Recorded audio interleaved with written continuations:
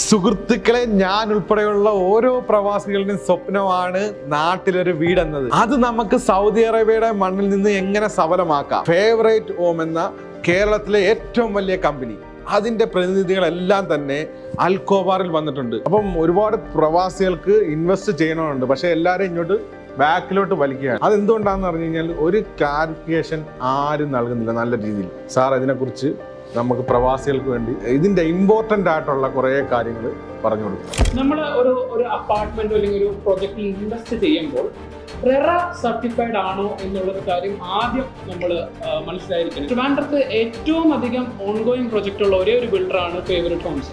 നമുക്ക് 10 ഓൺഗോയിങ് പ്രൊജക്റ്റുകൾ ട്രിവാൻഡ്രത്തുണ്ട്.